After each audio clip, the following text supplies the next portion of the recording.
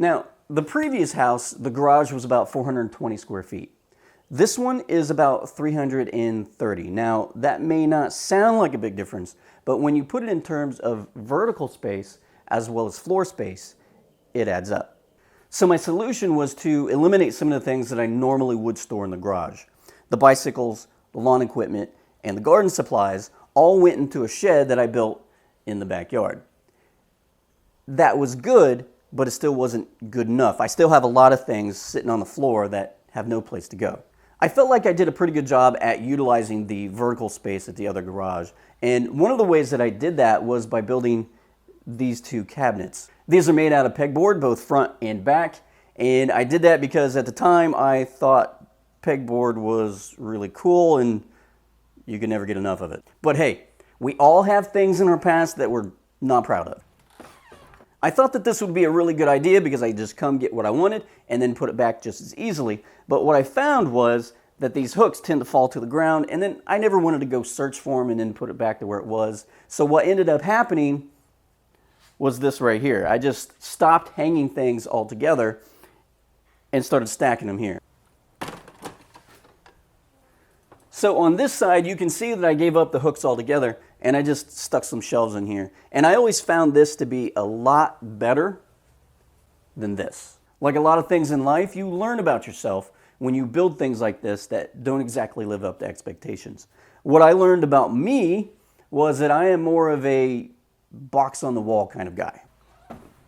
So I had this space back here between the cabinet and the wall, and I thought, well, how can I best utilize this space? Box on a wall. So I'll take me some measurements. You know, after changing clothes, of course. Okay, not really, this was the previous day. The magic of video and continuity issues, but I digress. Set the table saw up to cut the side panels. I've got some very poor quality ply I've had sitting around the shop since I built the shed I mentioned earlier, so this will be a good way to use it up. I want to account for the swing of the existing cabinet and the depth behind the molding of the door, so I'm going to size my cabinets according to the space available.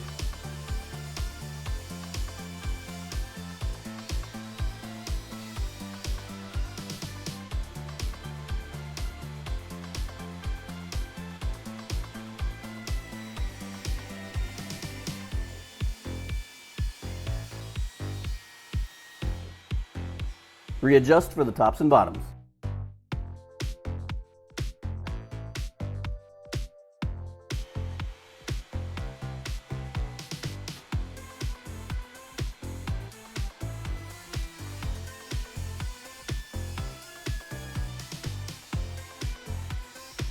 Then adjust a third time for the shelves.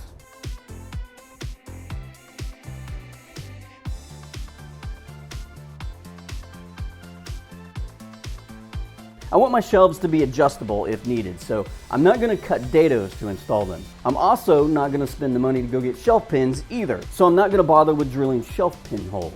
Some scrap wood screwed into the sides is a much cheaper option.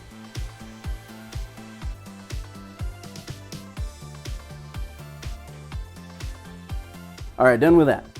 Now I'll run some rabbets along the back panels to accept the sides.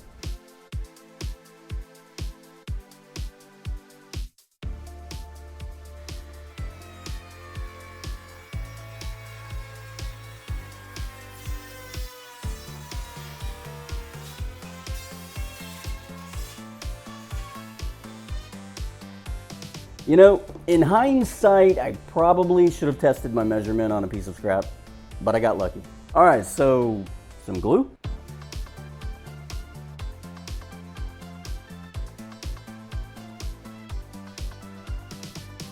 I don't get a lot of use out of these right angle clamps. I find them to be clumsy and hard to set up. I always feel like I need a third hand to use these things, but this plywood I'm using is so bent and warped, I need something to hold these sides static so I can tack everything together.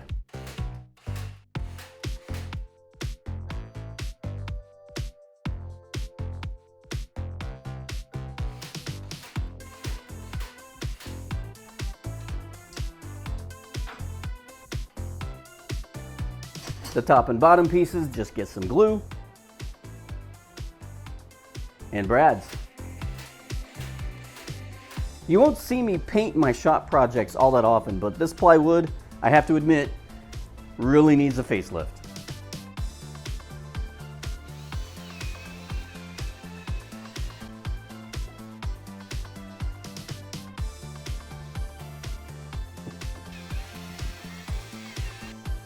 Measurements and a cut list. SimplyEasyDIY.com. Don't forget you can find me on Facebook and Pinterest as well. Until then.